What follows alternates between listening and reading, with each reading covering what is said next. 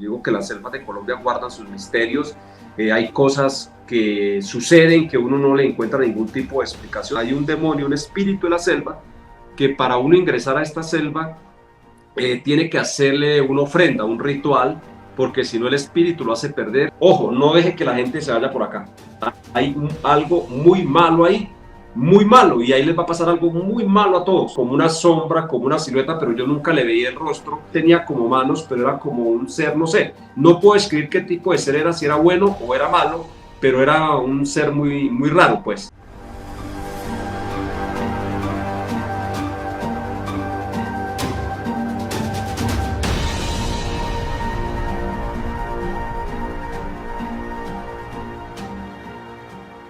Hola a todos, bienvenidos una vez más aquí a Ventana al Misterio, un espacio en el que abrimos la mente a múltiples posibilidades. Hoy quiero enviarle un gran saludo a Rosa, que siempre está conectada aquí desde España, también a mi amigo Juan desde Costa Rica, que está ahí siempre conectado viendo estos videos de Ventana al Misterio, desde Uruguay también nos escriben bastante, Argentina.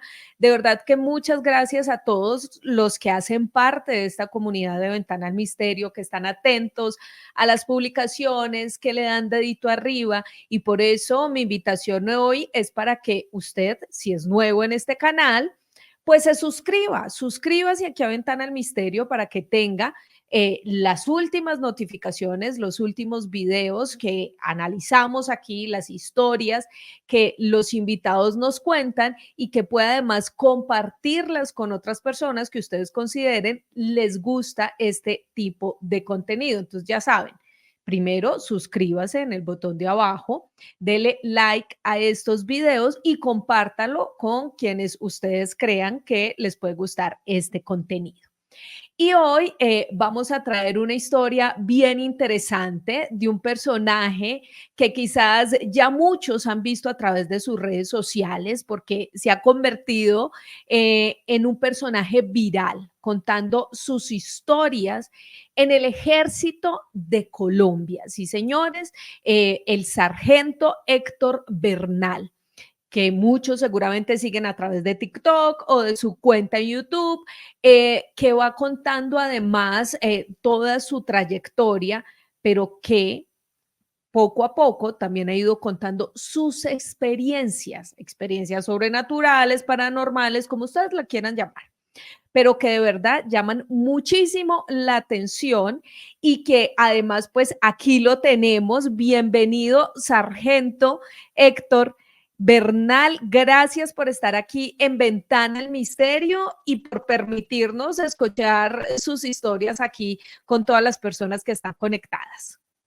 No, pues gracias a usted por la invitación. Un saludo especial a todos sus suscriptores del canal de YouTube, y para mí es un honor poder participar, de pronto contando mis vivencias y experiencias de vida de más de 21 años como enfermero de combate asistiendo a heridos y enfermos en el conflicto armado colombiano.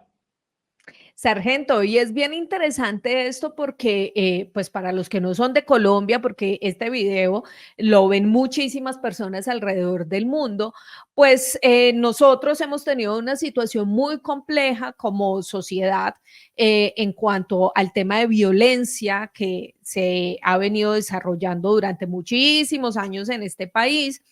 Y seguramente usted, sargento, tiene muchas historias muy fuertes que contar. Yo quisiera que empezara contándole a quienes se conectan a este video cómo ingresa usted al Ejército de Colombia, más o menos en qué edad y cuál era el contexto de ese momento, la situación de seguridad en nuestro país. Bueno, primero que todo, en mis inicios, en mi niñez, nunca soñé con ser militar. Quería ser un sacerdote, nací, me crié en el campo, hijo de campesinos, pero lamentablemente cuando tenía 12 años de edad la guerra tocó las puertas de mi casa, mi familia fue desplazada, a mí me tocó salir del campo a la ciudad de Bogotá a la edad de 13, 14 años, a rebuscarme la vida en las calles de Bogotá como vendedor ambulante, trabajando en construcción, lavando vehículos. Bueno, diferentes trabajos en esa época cuando tan solo era un menor de edad y lo que ganaba era únicamente por ahí para comer.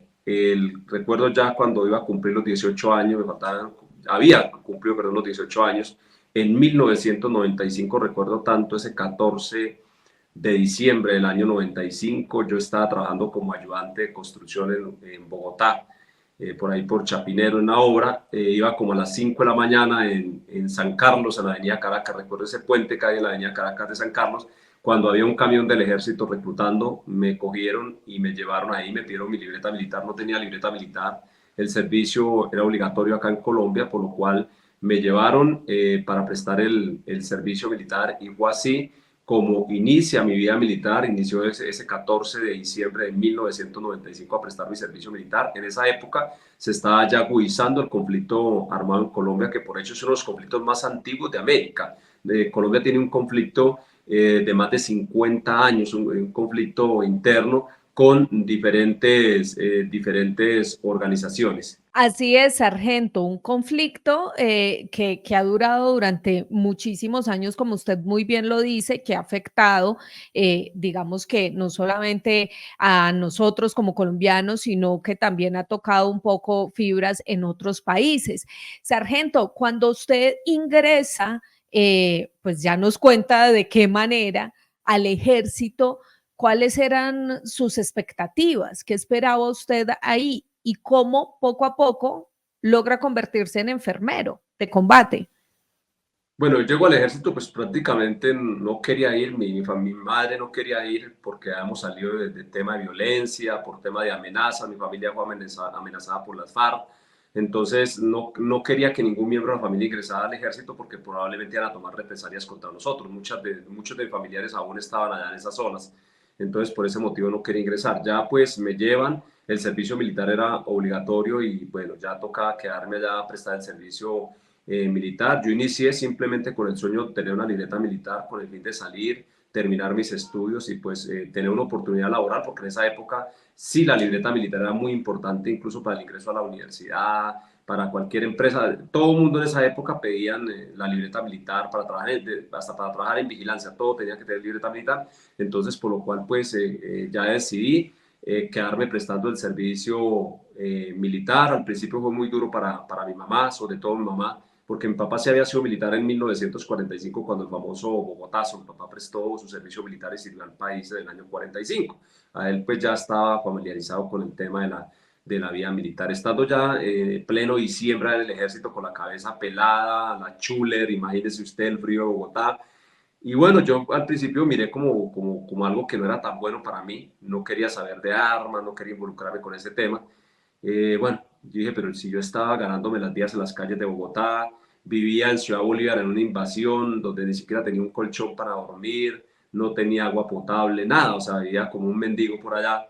Llego al ejército, me dan ropa nueva, un uniforme, botas, cama, comida. Yo dije, la cosa aquí está como buena, porque al menos le dan a uno de comer y le dan la dormida. Por ese lado ya es como una ganancia, porque pues, y veo que aquí como que todo es fácil. Simplemente como orden y cumplía su orden, trotar, estudiar. Y yo dije, no, esto es como pan comido, porque yo vengo del campo acostumbrado a guerrear, a trabajar, a levantarme a las 3 de la mañana, a caminar 2 horas, porque en esa época yo vivía de pronto vos recuerdas el barrio Paraíso Alto, que en esa época era una invasión, no entraban buses. A mí me tocaba levantarme a las 3 de la mañana a caminar por la cantera, bajar al barrio San Francisco para ir, coger transporte de un colectivo hacia el centro de Bogotá a trabajar y era muy duro realmente. Y yo dije, no, pues aquí la cosa está como buena, no tengo plata en el bolsillo, pero tengo dos cosas que son importantes. Tengo comida, dormida y bueno, vestuario porque estoy hasta estrenando botas. De hecho, el primer uniforme que creo que lo único que me quedó grande a mí en toda la vida militar fue el primer uniforme que me dieron, porque yo era como un palillo, flaquito, flaquito, y va al uniforme 42 y unas botas 43, y allá en esa época no le preguntaban una talla, no le dan una tula ya con la dotación. Entonces yo dije, pero ¿con quién cambio? Y todos los éramos así. Y entonces me tocó remendar ese uniforme y yo pienso, me río todavía de eso porque a las botas me tocó colocarles papel periódico a la punta, el uniforme hacer una envoltura. A mí me decían, el soldado Bernal no se coloca el uniforme, se lo cuelga. Parece un gancho de ropa porque era demasiado blanquito. Bueno, entonces eso fue lo único que me quedó grande en el ejército. El resto nada me ha quedado grande en el ejército. Superé todas las pruebas, incluso las más difíciles por las que tuve que atravesar y empecé pues como a ver al ejército de con buenos ojos, ¿sí? y acostumbrarme pues a esa vida militar que para un conscripto no es nada fácil. Claro, claro, sargento. ¿Y cómo se vincula usted a la labor de enfermero? Porque finalmente usted se especializa en eso, en enfermero de combate, en ir a ayudar a sus compañeros, en de alguna manera salvarles la vida en medio de ese conflicto tan fuerte. Ya nos decía usted la época en la cual estaba ya, que sin duda era una época donde la violencia estaba en su punto más alto. ¿Cómo logra usted finalmente convertirse en enfermero para ayudar a sus compañeros? Bueno, primero presté mi servicio militar de 2 años en esa época. Yo no había terminado mi bachillerato por el tema del desplazamiento. Entonces, ya como en el primer año de vida militar, me empezó a gustar el ejército y vi que hacía una labor muy bonita, sobre todo de ayuda, porque en mis sueños de niño quería ser un sacerdote. Hoy en día soy padre, pero pues de familia, ¿sí? Entonces, yo vi como una labor social que hacía el ejército. En esa época, recuerdo por acá por Ubaté, acá por Cundinamarca, que el ejército llegaba a proteger a los campesinos, a ayudar a la gente. Entonces, vi algo muy bonito, ¿sí? Entonces yo me empecé como a involucrar en la parte social del ejército porque a mí me gusta mucho como ayudar a las personas, ¿sí? Mi familia me enseñó todo el tiempo que así yo no comiera, pero si tenía que darle mi comida a otra persona, se la diera, lo que me enseñaron en casa mis padres. Entonces me empezó a gustar el ejército y ya yo quería ir a la escuela de oficiales, se me metió a la cabeza que yo quería ser un oficial del ejército, pero en esa época pues era muy difícil ingresar a la escuela porque pues, se requería plata, se requería ser bachiller, tener un IFES, yo no lo tenía. Entonces, finalizando mi servicio militar, me tocó quedarme casi 2 años más de soldado voluntario. En esos 2 años finalicé mis estudios de secundaria, presenté mi IFES y todo, pero no me alcanzó para ingresar a la escuela militar de oficiales, sino que me tocó ingresar a la escuela de suboficiales. ¿Sí? Pero ya se me metió un sueño a mí que yo empecé a mirar que el ejército tenía unas personas que eran muy importantes, que eran los enfermeros, los que iban por ahí con unos botiquines y entonces me gustó ese tema de enfermería. Entonces mi sueño ya fue convertirme en un médico de combate o un enfermero de combate para poder ir a ayudar a la guerra, o sea, aportar mi granito de arena en el conflicto, ¿sí? Y fue así como realmente me fui a preparar, el ejército me dio la oportunidad de ingresar a la escuela y en el año 1999 me gradué como enfermero de combate y cumplí ese sueño. Yo recuerdo la ceremonia de graduación, ese día estábamos todos con traje verde, de corbata, todos elegantes. Mi madre era una persona analfabeta, mi madre no sabía leer ni escribir. Recuerdo ese día de la ceremonia que mi mamá llegó allá y ese día fue el primer día que mamá como que felicitó y se sintió contenta que yo estuviera dentro del ejército. Y recuerdo que mi madre me dice, uy, mijo, así con ese saco y corbata se parece a un doctor. Y yo le digo, no, mamita, recuerda que eso acá en Colombia, cualquier huevo que coloque saco y corbata le dicen doctor. Recuerde a los políticos que iban por ahí a la veredita de nosotros y usted decía que tocaba que decirles doctores solamente porque tenían un saco y una corbata, nosotros le decíamos doctores a ellos.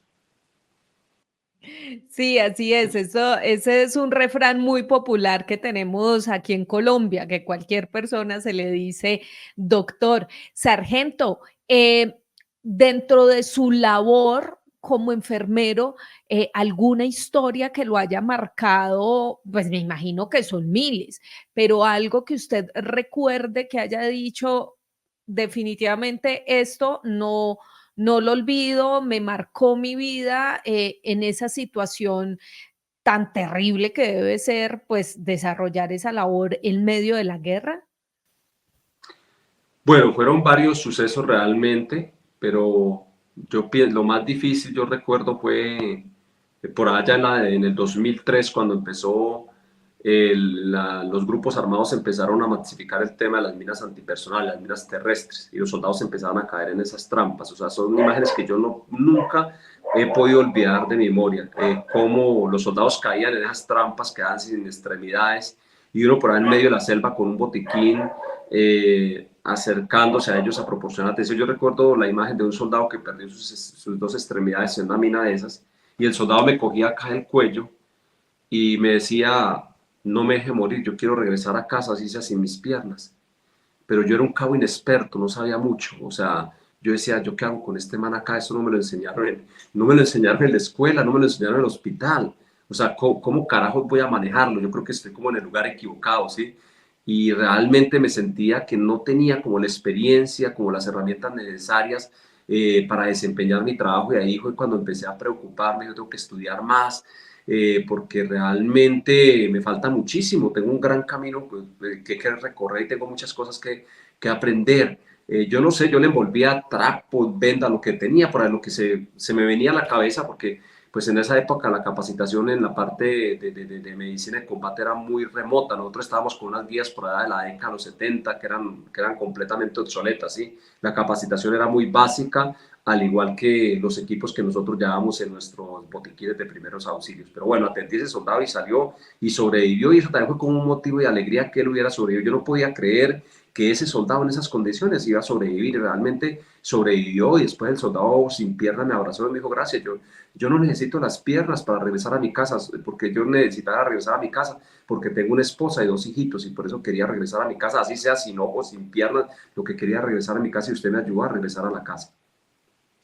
Claro, qué experiencia tan particular, tan fuerte, pero sobre todo después tan satisfactoria cuando usted logra ver a este compañero, a este soldado que finalmente regresa con su familia a pesar de las dificultades. Creo que eso también enaltece su labor y le da como un cobijo a la labor que usted estaba haciendo ahí. Sargento, bueno, ¿cuánto tiempo duró usted en el ejército, en sus labores, y por qué decide retirarse o se jubiló? ¿Cómo fue ese proceso? Bueno, ese es un cuento bastante, una historia bastante larga, porque mi vida militar estuvo marcada por muchos sucesos, que en cierto sentido fueron varios momentos muy difíciles. Por ejemplo, yo ingreso al ejército y la alegría de haber conseguido mi sueño de graduarme como suboficial del ejército. Estaba recién graduado de cabo cuando la guerrilla se recluta a mi hermano menor y se lo lleva en represalias. Se llevan a mi hermanito menor, se lo llevan para la selva y lo desaparecen en la selva de Colombia. O sea, en la actualidad nosotros no sabemos qué pasó con nuestro hermano. La guerrilla se lo llevó, lo desapareció, y para mí fue un golpe muy duro, o sea, sí, fue un trago muy amargo, que incluso pensé en retirarme del ejército. En el año 2009 yo era un sargento, y me a mi segundo hermano.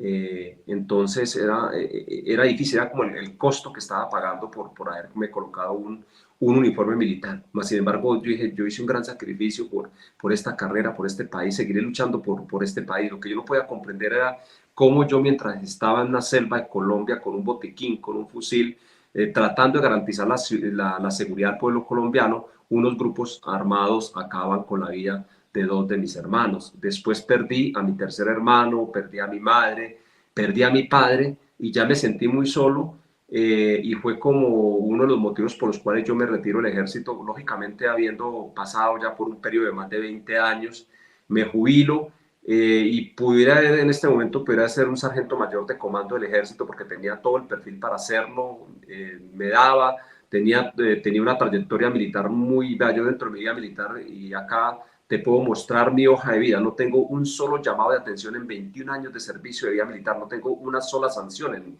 en mi hoja de vida, lo contrario, todos son felicitaciones. Fui condecorado por el presidente de la República, he recibido reconocimientos de más de 5 países del mundo, tengo una cantidad de reconocimientos, tanto nacionales como internacionales, por toda mi labor, prácticamente pudiéramos decirlo, labor humanitaria que hice alrededor de las fuerzas militares. Todo el tiempo luché por el tema de la sanidad. Fui un apasionado por el tema de la sanidad en combate, que llegué a escribir un libro, porque yo dije: la sanidad tiene que mejorar, y desde el año 2003 me enfoqué en tratar de mejorar los sistemas sanitarios del Ejército Nacional de Colombia. Escribí el primer libro, que es de asistencia médica en combate, lo presenté, pero la institución no quiso aprobarme este proyecto. Yo quería que se formara una escuela de formación de enfermeros militares, un centro grande de entrenamiento, y que mejoráramos lo del sistema sanitario. Al no aprobarme este proyecto, yo era sargento primero, me sentí un poco decepcionado. Vi que tal vez podía hacer más desde la parte civil que desde la parte militar, y efectivamente tomé la mejor decisión. Yo me retiro y empiezo a viajar a diferentes países. He tenido la oportunidad de ir a más de 10 países del mundo, no solamente a contar mi historia, sino a ayudar a procesos de humanización en conflictos armados. Y hoy en día realmente me escuchan más, siendo un veterano de guerra dentro de las fuerzas militares, que cuando yo era un señor sargento primero que estaba ya dentro del ejército, porque hoy en día he tenido la oportunidad y aún voy a los batallones a capacitar a los soldados. Me piden apoyo de muchísimos batallones, me conocen mucho, y sigo cumpliendo esa gran labor de ayudar a mejorar lo que es el sistema sanitario, que es muy importante porque los enfermeros de combate son la única luz de esperanza de los heridos y enfermos en una confrontación. O sea, no hay más, allá no hay más. Uno herido en combate depende de un enfermero. Claro, claro, qué buena labor la que hace, sargento. Pues miren, ya ustedes mismos, quienes están ahí conectados, han escuchado de primera voz al sargento contando toda su historia personal, cómo ingresó al ejército, cómo decidió ser enfermero y ahora eso último que nos cuenta finalmente cuando decide retirarse. Pero llega también un momento, sargento, en el que usted todo ese conocimiento que tiene de enfermería, pues lo empieza a plasmar en sus redes sociales, en YouTube, en TikTok, también buscando de alguna manera ayudarle a personas con información, a que entiendan también cuál es el contexto de el ejército colombiano o cómo salvar una vida en cualquier situación compleja. ¿Y cómo es que llega el sargento Héctor Bernal a contar también historias relacionadas con todo el tema paranormal, sobrenatural, de esas mismas experiencias que usted vivió en la selva? ¿Cuándo decide, sargento, empezar a hablar de estos temas? Bueno, yo soy influencer por accidente, pues recuerdo una anécdota. En mi época no nos enseñaban sistemas, nos enseñaban a echar plomo, un equipo, un fusil y un entrenamiento médico de arranque. Entonces a mí en el año 2003 me pegan dos tiros en un combate, me hierve como al borde de la muerte, donde lamentablemente pierde la vida uno de mis compañeros. Yo salgo al proceso de recuperación, que en silla de ruedas un tiempo. Era cabo en esa época. Recuerdo que ya cuando estaba como recuperado, un coronel del dispensario me dice, necesitamos un cabo para que maneje el tema de comunicaciones, que sepa que sea un cacao en comunicaciones. Bernal, ese puesto es para usted. Y yo le dije, no, mi coronel, yo creo que el puesto no es para mí porque yo no sé ni cómo se prende un computador. Entonces el coronel, como por eso me mandó para el área a patrullar, así como estaba cojo, me dijo coja su fusil entonces y vaya de para el área porque usted no quiere como tener esa oportunidad. Bueno, entonces yo recuerdo siempre eso y dije, no, yo sí soy muy pendejo, en lugar de haber dicho que quería aprender, me mandaron al área, fueron como 6 años por ahí en el área y ya cuando salgo lo primero que hice fue llegar y comprarme un computador. Y lo primero que yo llego, mi primer permiso es comprarme un computador y me voy a poner así empíricamente, empecé a aprender sistemas y bueno, ya aprendí, empecé a estudiar, sí, ya en los diferentes cursos del ejército y fue como hace poco emprendí con el tema de redes sociales por accidente a publicar mis contenidos, mis videos educativos y esto empezó a tener un gran impacto en redes sociales, esos videos, porque o sea, la gente quería buscar, los militares, los policías o incluso los mismos médicos querían buscar un contenido de medicina de combate y no lo encontraban en ningún lado. Entonces estos contenidos empezaron a viralizar y hoy en día pues realmente ya son más de 3 millones de seguidores en mis redes sociales que tengo.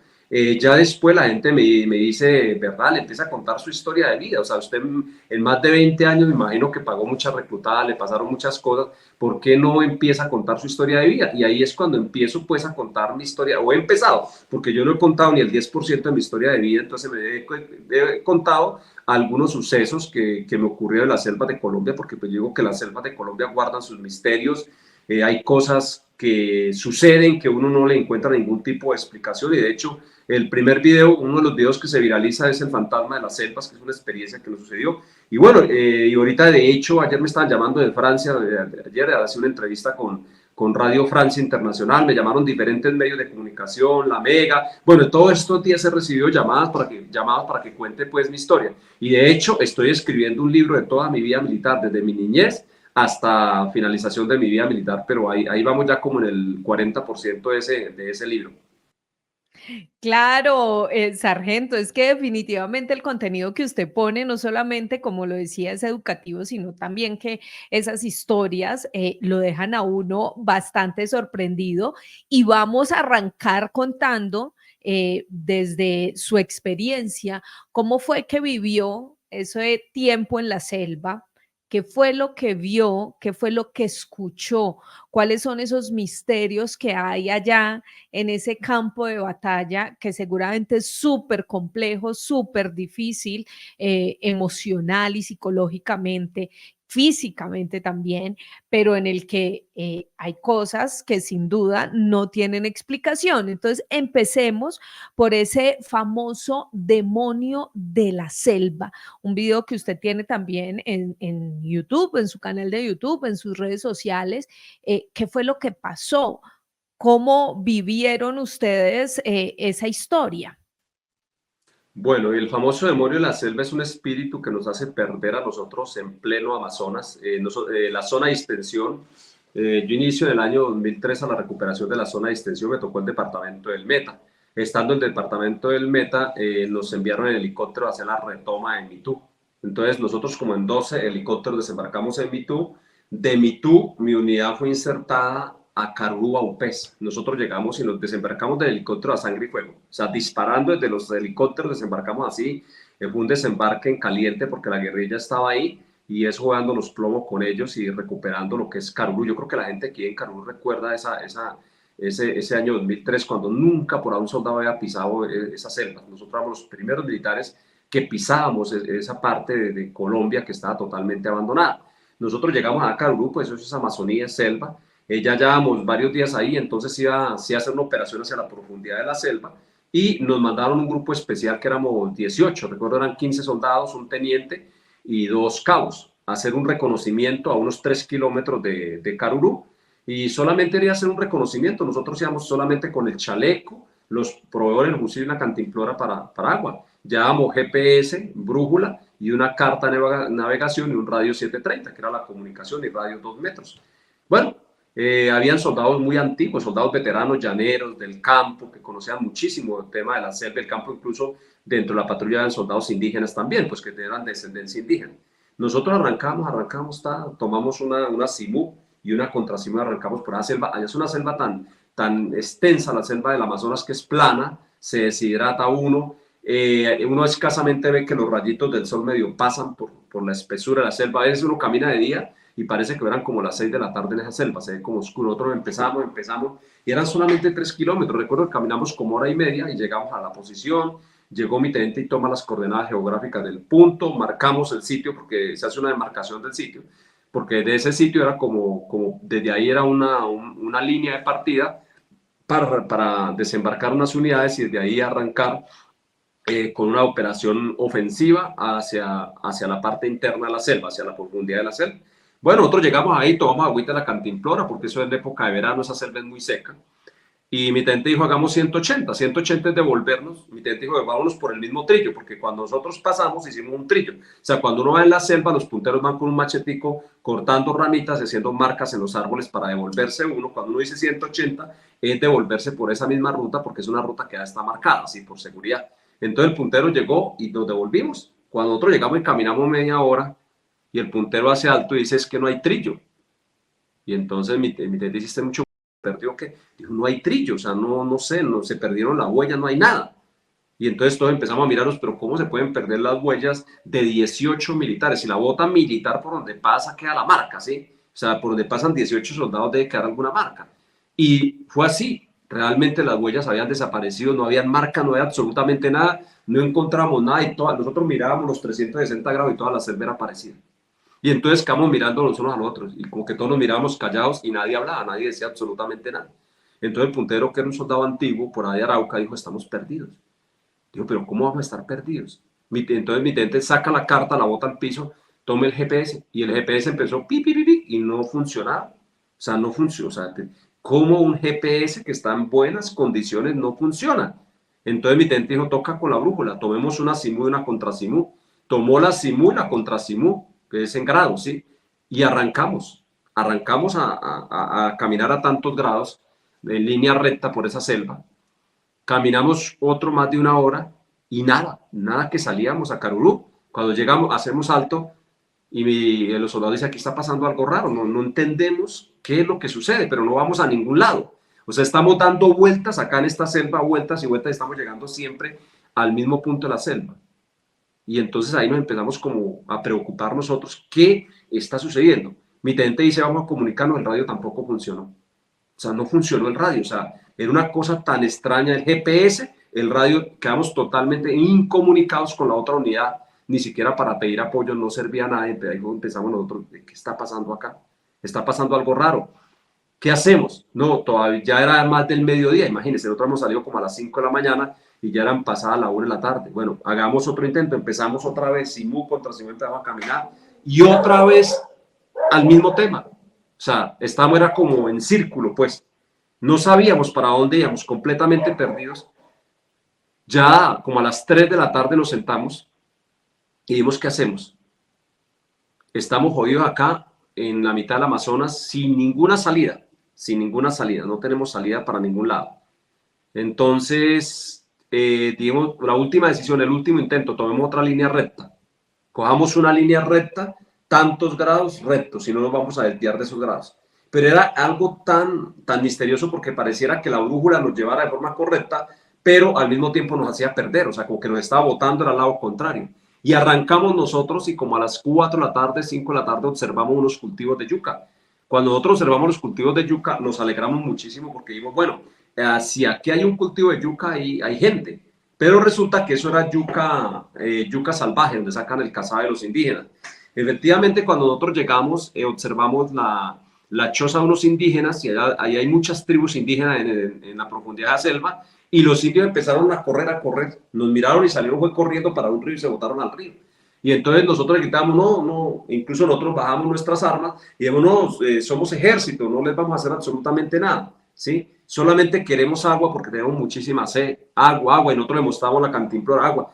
De todos indígenas que un viejito, yo creo que porque no podía correr ese que va en la ranchería, nosotros llegamos y recuerdo que yo saqué la cantimplora y le decía, tengo sed, porque ya nosotros estamos deshidratados, tengo sed, quiero agua. Y él no entendía el español, entonces, no sé, por allá se fue y trajo como una totuma, una vasija grande así, con un líquido amarillo. Y el señor me empezó a darnos ese líquido amarillo y nosotros empezamos a tomar ese líquido, era como ácido, tenía como fuerte, como guarapo, ¿sí? Y pues nosotros con ese acceso hasta repetimos líquido, ese amarillo empezamos a tomar. Bueno, ya empezaron a llegar los indígenas, se empezaron a acercar hacia nosotros y dentro de ellos llegó uno que era como el cacique, no sé cómo le dicen a ellos ahí, y él medio hablaba español, entonces nosotros le preguntamos dónde estamos, o sea, nosotros vimos a dónde está Carulú, y mi hijo está a un día de camino. Pero ¿cómo vamos a estar a un día de camino si nosotros salimos 3 kilómetros? Dijo, sí, nosotros gastamos casi un día por un camino que nosotros ya conocemos. Ustedes están lejísimos. ¿Ustedes de dónde vienen? Nosotros dijimos, salimos hoy de Carulú. Dijo, es imposible que ustedes han salido hoy de Carulú y han llegado acá atravesando la selva. Eso es imposible. O sea, no, ni siquiera los indígenas hacen ese recorrido en un día. O sea, atravesando una selva y todo eso. Bueno, y entonces nosotros quedamos, bueno, entonces, ¿qué pasó acá? ¿Qué nos trasladó hasta acá? O sea, ¿cómo llegamos nosotros acá tan lejos y estamos perdidos en medio de la nada? Y entonces dijimos, si la guerrilla nos coge acá nos van a joder porque aquí no hay comunicación, no hay nada.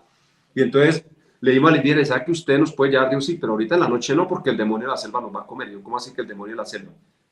Dijo, sí, yo creo que eso es lo que nos perdió a ustedes. Aquí hay un demonio, un espíritu de la selva, que para uno ingresar a esta selva tiene que hacerle una ofrenda, un ritual, porque si no el espíritu lo hace perder, y él acá desapareció indígenas. Aquí se han desaparecido indígenas en esta selva porque el espíritu de la selva se los lleva. Y nosotros, pero ¿cómo así? O sea, bueno, empezamos a mirar y nos comentó el tema del espíritu de la selva, que sí realmente existía ese espíritu de la selva. Bueno, en esa conversación, él dijo, no, tienen que quedarse acá, nosotros los protegemos, y mañana ustedes, yo les presto a alguien que los lleve o los saque, les indique el camino al menos para que ustedes puedan llegar a Carulú. Bueno, decidimos nosotros hacer caso a los indígenas y después entonces le dije al indígena, ¿qué es eso que a nosotros nos dieron? Ese guarapo, ese líquido. Dijo, no, eso es chicha de chontaduro. Entonces, pero ¿cómo la preparan? Entonces, no, vamos que la están preparando. Y bueno, yo, de curioso con los soldados nos fuimos a mirar cómo era que preparaban esa vaina. Entonces resulta que por ahí el chontaduro es silvestre, el chontaduro unos racimos así. Entonces ellos cogen el chontaduro, lo cocinan en unas calderas, después lo sacan y lo amontonan y todas las indígenas hacen alrededor, hacen así como un círculo y entonces como eso está cocido, ellas echan esa vaina a la boca, lo mastican y lo escupen como a una cosa ahí de palo, no sé, pozuelo le dicen ellos, Y cuando eso está bastante grande, ellos descalzos se paran sobre eso y empiezan como a bailar encima de esa vaina y lo machucan así. Cuando nosotros observamos cómo hayan preparado esa agua que nos han dado, eso, el estómago había sido como un volcán así, y eso los soldados todos empezaron a vomitar, sí, vomitaban y vomitaban botando ese líquido, y yo dije, pues ojos que no ven, corazón que no siente, ya nos estamos allá, ¿qué podemos hacer, sí? Yo pues como estaba acostumbrado a hacer de sanidad, uno pues va a la morgue, va a ese tipo de cosas, a ver el cadáver y eso, pues no es no nada con tanto asco, pero los soldados casi todos empezaron a vomitar. Entonces, ese soldado nos contaba el tema del espíritu. Ahora, yo encuentro una coincidencia con esa historia que sucede en el Amazonas y con otra segunda historia que vuelve a suceder en el Amazonas, que fue lo de los niños indígenas. No sé si usted recuerda del evento de la avioneta de los niños indígenas. Claro, Dos hace meses, poco. hace 2 meses yo estuve reconstruyendo parte de esa historia y me metí al Amazonas. Precisamente soy loco, me cogí una lancha y me metí por allá. Desembarqué en San José del Guaviare, pero ya solo, porque yo hacía más de 20 años que no iba a San José del Guaviare y fui y me encontré con los indígenas reconstruyendo la historia, que qué era lo que había pasado con Wilson. Y ellos me dicen, no, es que Wilson se lo llevó el demonio de la selva, el espíritu se lo llevó como ofrenda. Él tenía que quedarse con alguien. No se quedó con un niño, no se quedó con un militar, sino que se quedó con el perro. Ese es el costo que tiene que pagar todo aquel que se mete a la selva sin hacerle ofrenda a este espíritu de la selva. Entonces fue exactamente lo mismo que me dijeron los indígenas de la frontera con el Brasil, a lo mismo que me dicen los indígenas con el tema de Wilson. Eso es lo que me dicen, el perro Wilson lo tiene el espíritu de la selva como una ofrenda. Sí, para quienes nos están viendo y de pronto no tienen mucha información sobre este tema, el año pasado hubo un accidente de una avioneta en la Amazonía colombiana en el cual iban 3 niños indígenas con su mamá y hubo un accidente muy fuerte y resulta que, pues según la información, cuando llegó el ejército y las unidades de búsqueda hasta ese punto, era que los niños seguían vivos y duraron varias semanas en búsqueda de estos niños. Sus familiares, que hacían parte de una tribu indígena, se unieron al ejército colombiano para buscar a estos niños e incluso el abuelo de estos niños fue el que empezó con la teoría de que a los niños los estaba escondiendo el duende de la selva. ¿Por qué? Porque dejaban rastros esos niños, dejaban rastros, pero cuando el ejército llegaba ahí, no aparecían. Entonces era muy similar a lo que nos contaba ahorita el sargento, como si estuvieran dando rondas y rondas y rondas. Y gracias también a esa sabiduría o esa información ancestral que tenían pues los familiares de estos niños, pues el ejército siguió insistiendo hasta que varias semanas después lograron encontrar vivos a estos 3 niños, todos hermanitos. De hecho, hay un documental en una plataforma, creo que es en Prime, donde se habla y se cuenta bien esta historia y todo esto está precisamente relacionado con lo que nos cuenta el sargento y es de esos famosos espíritus de la selva. Muchos dicen que son duendes, muchos dicen que son entidades, otros aseguran que los animales de la selva son espíritus que también protegen a las personas que son nativas de ese lugar y todo esto se relaciona, por supuesto, con las creencias que se tienen en este territorio. Y Wilson, que es el perro que nombraba el sargento, pues era un perro de rescate que había llevado el ejército y que además era muy acertado en cuanto a seguir las huellas de los niños, pero finalmente al perro nunca lo encontraron. Y de ahí surge, digamos que toda esta leyenda de lo que nos cuenta el sargento,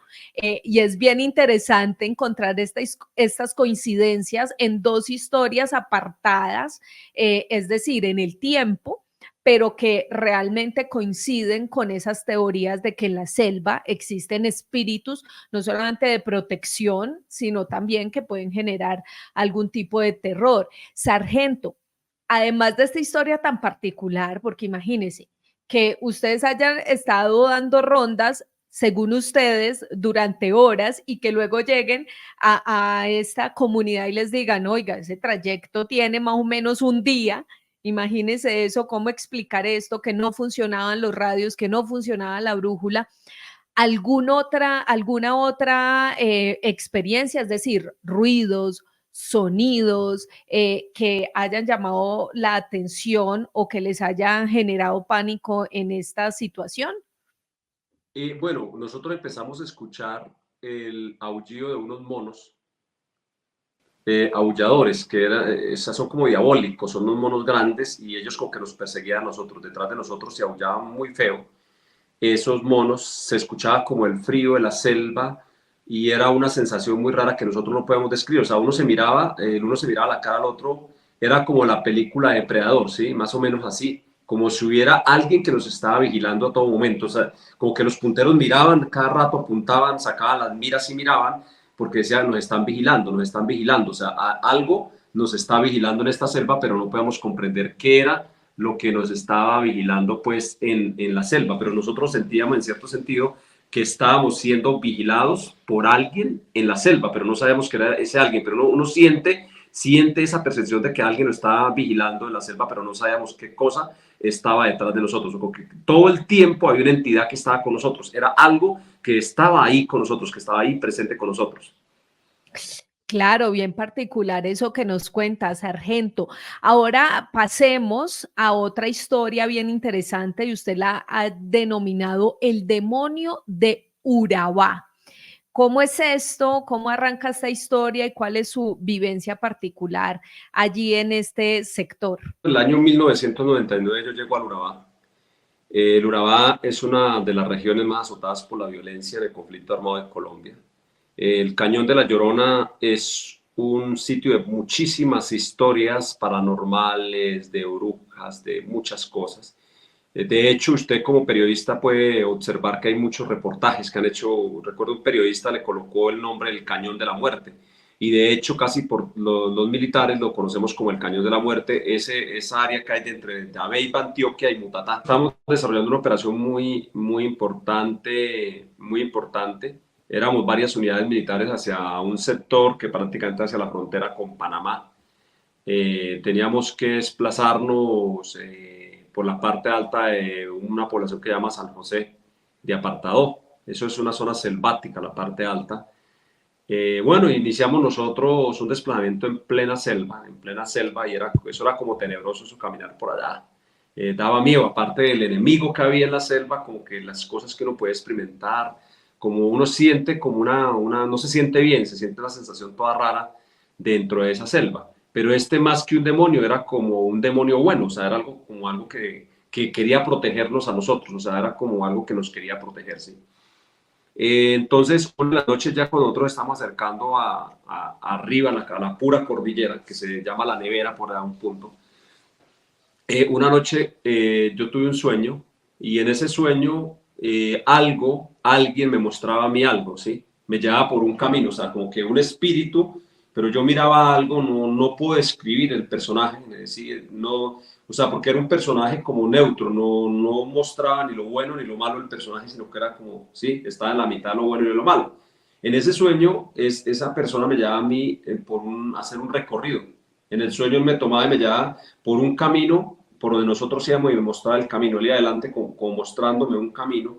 Y recuerdo tanto, yo puedo escribir todo, porque todavía lo puedo escribir. El camino era por medio de la selva como una trochita así. Caminábamos, pasábamos un caño donde caía el agua, que se escuchaba los ruidos del agua caer sobre la roca así, una quebradita. Después de pasar esa quebrada, encontrábamos un árbol gigante atravesado, ¿sí? Un árbol que es seco, recuerdo que un árbol seco que estaba atravesado, pero era inmenso, un árbol inmenso. Después de que nosotros pasábamos el árbol, encontrábamos dos caminos, un camino que iba a la izquierda y un camino que iba a la derecha.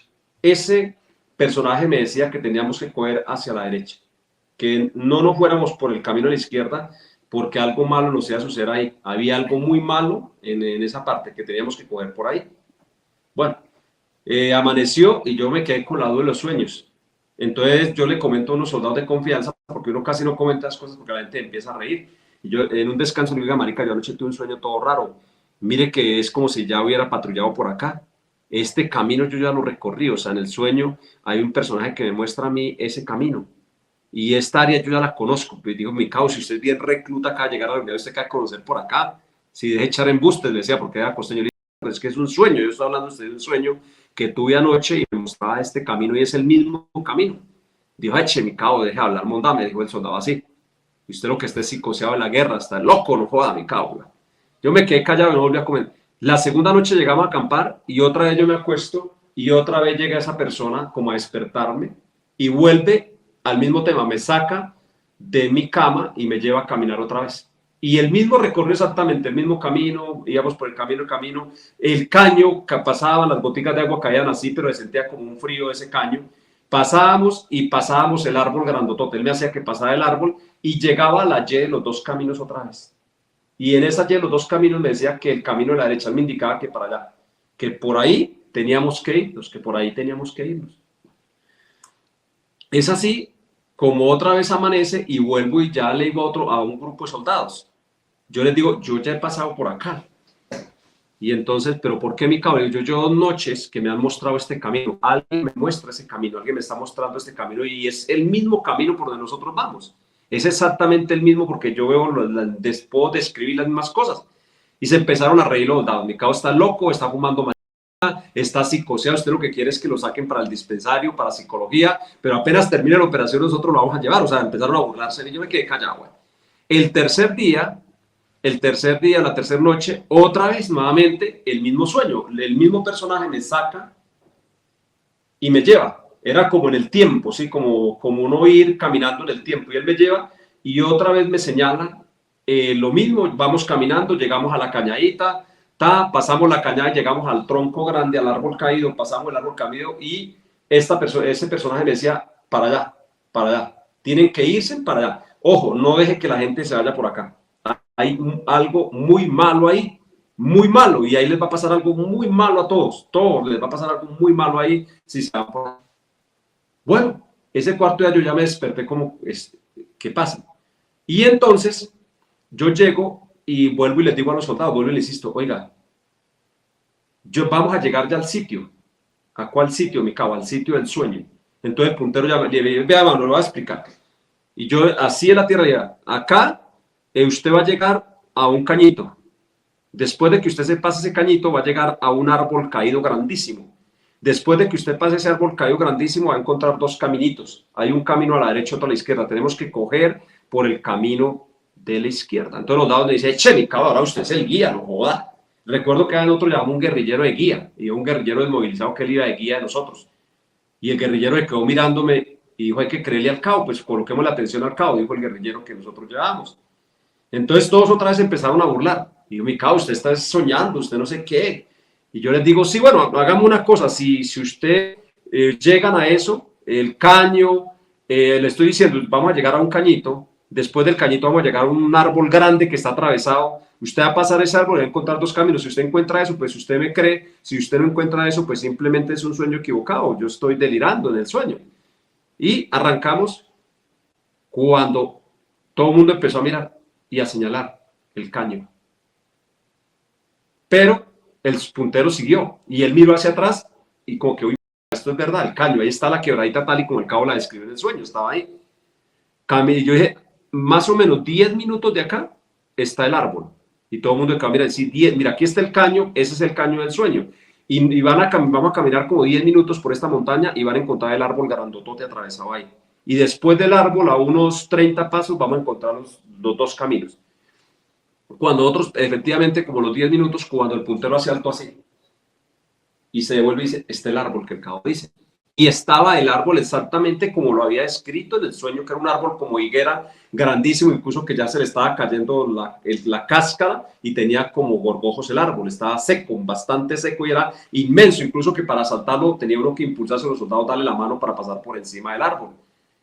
Cuando el puntero llega y pasa el árbol y hace alto, y llama a mi teniente. Y entonces el puntero dice, mi teniente, nos toca por el camino de la derecha. Y entonces el teniente dice, ¿pero por qué? Digo, porque es que yo no sé si le hemos contado. Entonces mi cabo tuvo un sueño, ya 3 noches soñando lo mismo, y en el sueño le ha indicado que ese camino de la izquierda no debemos nosotros de cogerlo, que es malísimo y que nos va a pasar algo malo. Entonces el teniente y los soldados empezaron a decir, sí es verdad, porque mi cabo ya nos describió esto desde atrás. Y mi cabo ya dijo, esto iba a suceder y ya. Entonces, bueno, al último el teniente en regañadientes dijo, bueno, pues hagámosle caso al sueño, hagámosle caso a mi cabo, que es el más recluta de la unidad, vamos ahora a depender de mi cabo, que es el más recluta de todo este batallón, y efectivamente es el más recluta. Bueno, de hecho, cogimos por el camino de la derecha y dejamos el camino de la izquierda. Nosotros cogimos, subimos a un cerro y llegamos teníamos que pues pernotar ahí, se llama en el ejército, nos íbamos a quedar ahí. Resulta que detrás venía otra unidad que era otro batallón diferente al nuestro, que venía con nosotros. Estos muchachos sí llegaron y cogieron por el camino de la izquierda, esa compañía se metió por ese camino de la izquierda.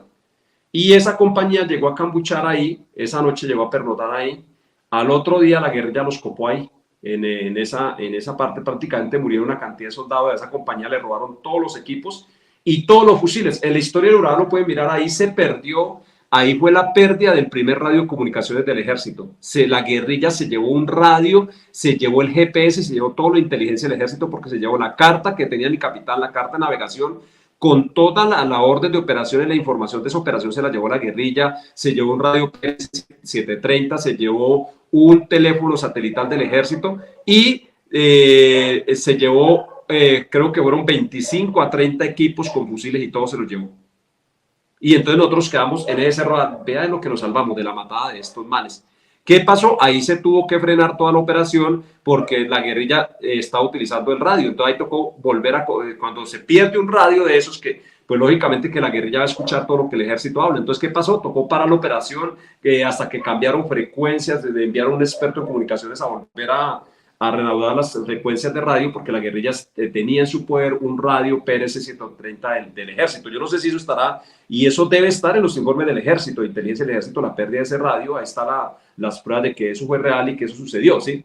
Bueno, de hecho fue que todo el mundo como que cerca de decía, gracias mi cabo, ¿qué pasó? Pero entonces todos decían, ¿qué sería lo que el personaje que a mí me preguntó? Porque no, yo no puedo escribir, o sea, era como una sombra, como una silueta, pero yo nunca le veía el rostro, porque esta persona, yo siempre lo vi de espaldas, nunca me dio el rostro. Él iba caminando delante mío y lo que hacía era mostrarme, pero él tenía como manos, pero era como un ser, no sé, no puedo escribir qué tipo de ser era, si era bueno o era malo, pero era un ser muy, muy raro, pues. Sargento, qué historia. Yo estoy aquí impactada con un montón de preguntas. Uno, la descripción del ser que ya la hace. Dos, cuando usted soñaba o veía este ser, ¿qué sentía? ¿Sentía temor o sentía tranquilidad? ¿Qué sentía usted al encontrarse? Y además que fueron varios días soñando 3 noches exactamente lo mismo. consecutivas.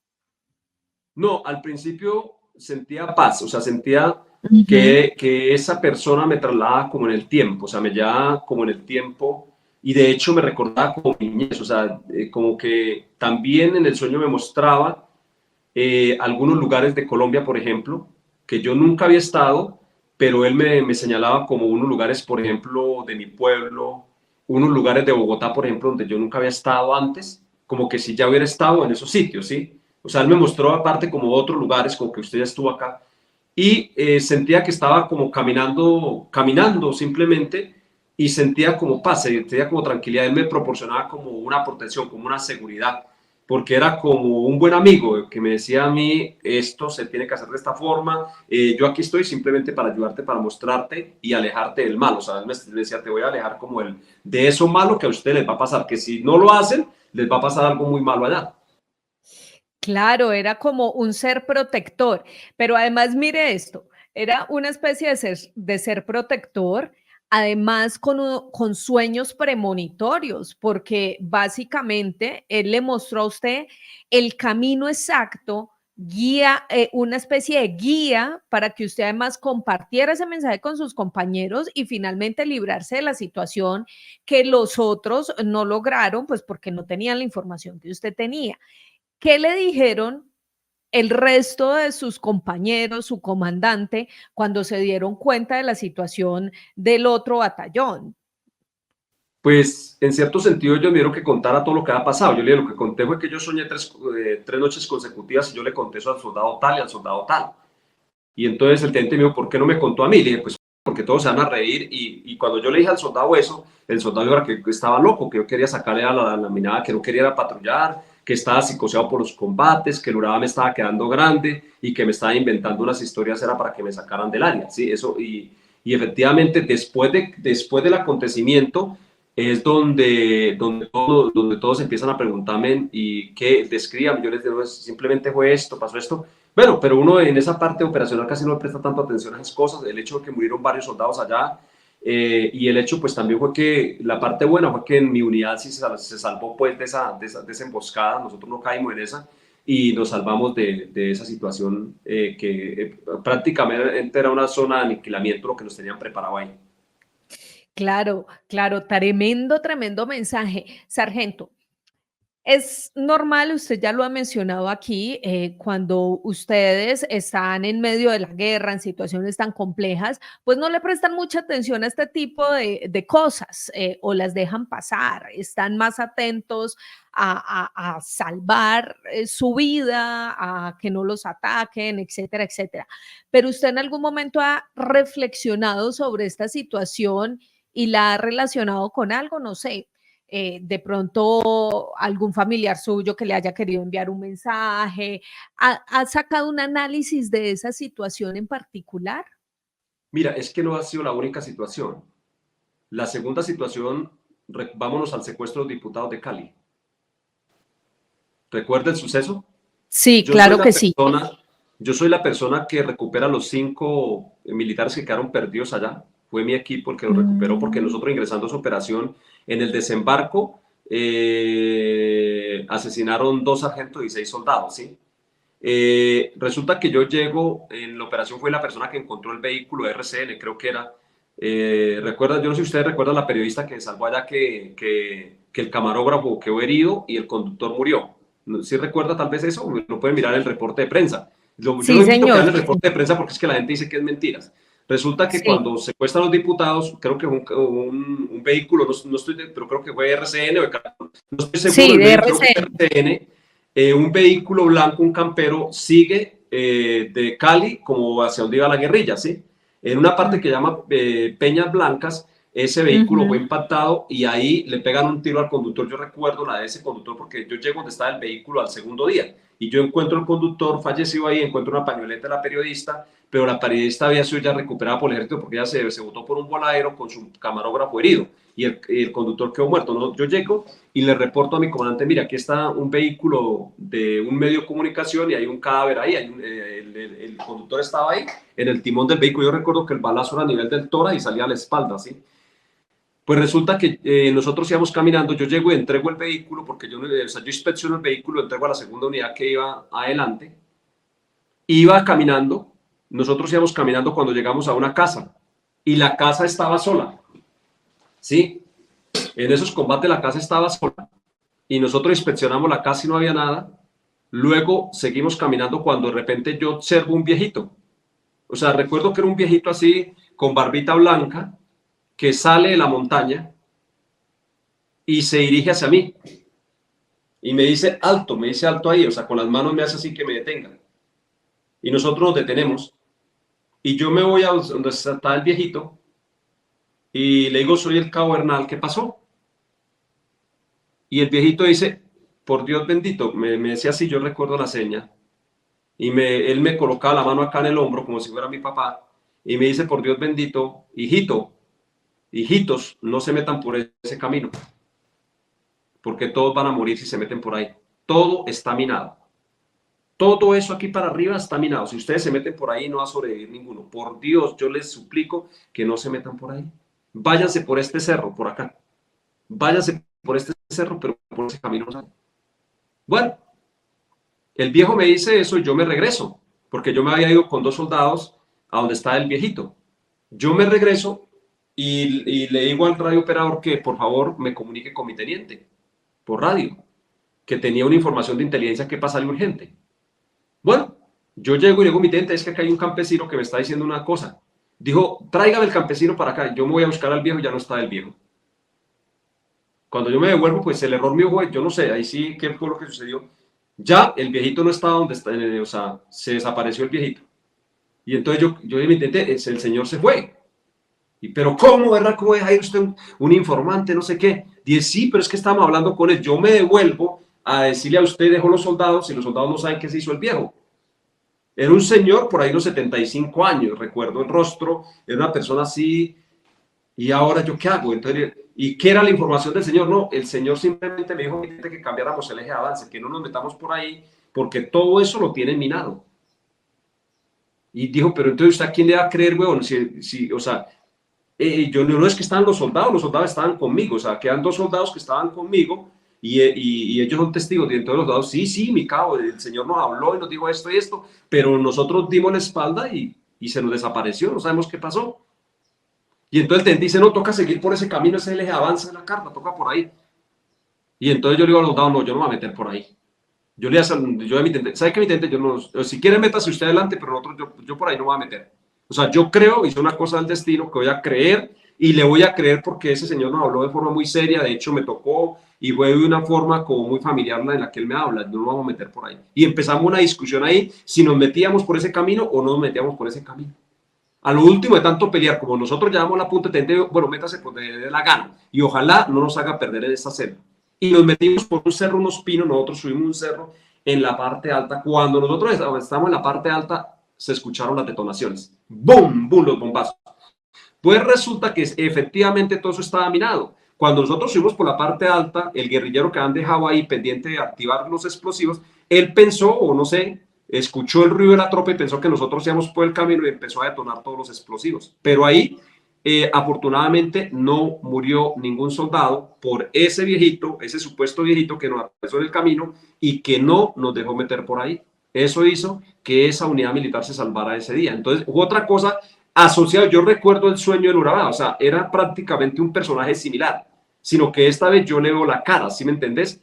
Era un ser que proporcionaba una seguridad, o sea, que me decía a mí, te estoy ayudando para que saque a tu gente ahí, te estoy ayudando, te estoy orientando, era como un guía, ¿sí me entiendes? Él se me aparece y me dice eso así, y ahí recuerdo yo el sueño que había tenido 2 años después en Urabá, y era algo similar a lo que ha sucedido en Urabá, sino que esta vez se me aparecía de forma real y la otra vez era en un sueño, y esta vez no era una silueta, sino era una figura humana y era un viejito, muy viejito, con barbita así, arrugadito, era como un campesino. Qué impresión, sargento. Yo me he quedado con la boca abierta porque además, miren, estos son historias reales que ustedes las pueden verificar en internet, como dice el sargento. Miren, lo de los diputados del Valle, para quienes no tengan el contexto, fue una situación bien compleja que sucedió en el 2002, en abril de 2002 en Colombia, cuando la guerrilla de las FARC secuestró a 12 diputados en la Asamblea Departamental del Valle del Cauca. Esto fue en Cali. La historia que nos cuenta el sargento de los periodistas de RCN, también ustedes la pueden encontrar. El conductor del cual nos habla el sargento era el conductor del carro que transportaba al camarógrafo de RCN, se llama Walter López, y él fue quien falleció de inmediato, la persona que se encontró el sargento. Y también estaba el camarógrafo, que logra salir, pero que días después pues fallece por las heridas en el hospital. Entonces, todo esto, todo este contexto histórico es bien interesante porque ustedes van a encontrar que efectivamente son hechos que sucedieron, que marcaron la historia del país, pero de los que además el sargento, nuestro invitado de hoy, fue de alguna manera protagonista. Y aquí se repite una historia bien interesante y yo sí quiero decirle algo muy particular, sargento Héctor, y es que sin duda alguna usted tiene un guía, un protector, un espíritu, como usted lo quiera llamar, que de alguna manera lo protegió o lo protege en estas situaciones tan complejas, porque lo vio a través de sueños diciéndole, oiga, este es el camino, haga caso, porque además lo vio 3 veces, pero en esta situación, en medio del caos, de la complejidad de la guerra, también se encuentra una persona que la ve físicamente, nos la estaba describiendo, y que le da también un mensaje que luego resulta ser de alguna manera premonitorio, pues déjeme decirle, sargento, que sin duda usted tiene un guía ahí que siempre lo ha protegido del peligro, sin duda alguna. Esa es mi percepción personal de estas situaciones que nos cuenta. Yo sí quisiera, sargento, porque ya se nos está acabando el tiempo, pero de verdad que estas historias me han dejado asombradas.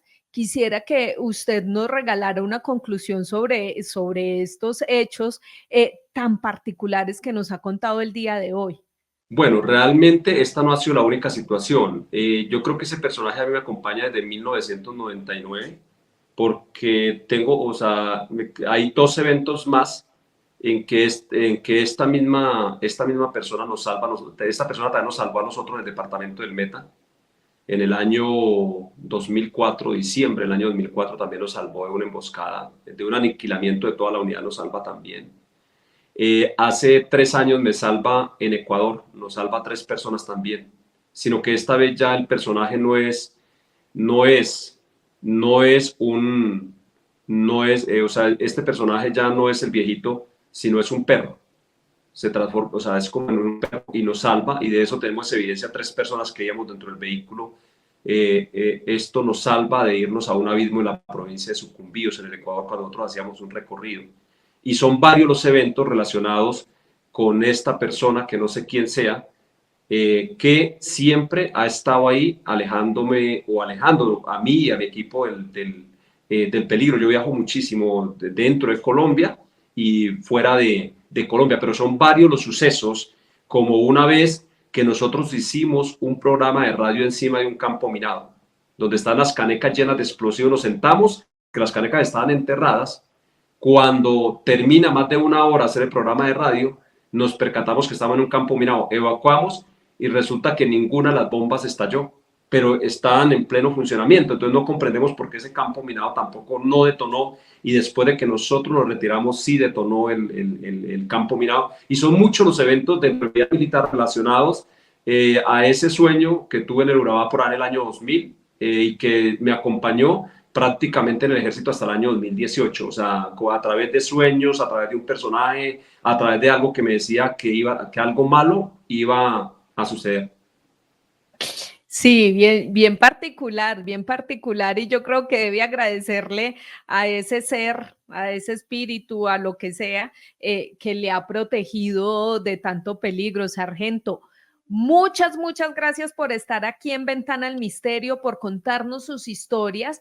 Y también le pido por favor que le haga la invitación a quienes están aquí conectados para que lo sigan a través de sus redes sociales. Recuérdenos sus redes sociales, su canal de YouTube, todo para que estas historias, él también las tiene allá, entonces para que vayan y lo busquen y lo sigan. Mi canal de YouTube se llama Sargento Héctor G. Bernal. Me encuentran en mis redes sociales en YouTube, Instagram, Facebook y TikTok. En YouTube estoy publicando ahí varios contenidos, más que todo mi contenido es educativo, pero sí he contado algunas historias de estas, otras que ni siquiera las he publicado, las tengo ahí para publicarlas. Ahí en esa red, así como aparece ahí, sargento, @sargento Héctor G. Bernal, así como aparece en pantalla, me pueden conseguir en mis redes sociales. Bueno, sargento, de verdad que muchas gracias por estar aquí presente en Ventana al Misterio. Le agradezco mucho su tiempo. Bueno, un saludo especial a todos sus seguidores y ojalá podamos tener otro espacio para hablar de esos temas que son pues tan importantes, y para que la gente conozca lo que es la vida militar, porque a veces la gente no cree en todo esto, pero resulta que eso solamente quienes hemos vivido y hemos pasado tal vez por esas experiencias. La vida militar está llena de muchísimas cosas, de muchos misterios, y pues las selvas de Colombia sí guardan de verdad sus misterios. Yo no creía en eso y ahora sí creo que las selvas sí tienen misterio, después de haber ido a compartir experiencias hace unos 6 meses con unos indígenas que me contaron un poco más sobre esos eventos paranormales o que no son, sí, que se presentan en las selvas colombianas. Seguramente por aquí lo estaremos invitando nuevamente a que nos cuente sus historias. Señores, gente que está aquí conectada, los invito a que dejen sus comentarios aquí en la cajita porque de verdad yo me quedé asombrada con las historias que nos contó el sargento, todas esas vivencias tan particulares, pero sin duda alguna este hombre tiene a alguien que lo guía, que lo protegió durante su trabajo en el ejército de Colombia. ¿Ustedes qué opinan? ¿Tienen historias similares? Pues los invito a que dejen la información en las cajitas de comentario o que me envíen sus datos, su información a través del correo electrónico que además está también en la descripción de este video. Recuerden además que nos pueden llevar en podcast, descargar los audios de Ventana al Misterio a través de Speaker. También les dejo el enlace en la descripción de este video para que nos lleven y nos escuchen en cualquier momento y en cualquier lugar al que vayan. Un abrazo para todos. Recuerden suscribirse a este canal, compartir este video y darle dedito arriba. Por hoy cerramos esta ventana al misterio.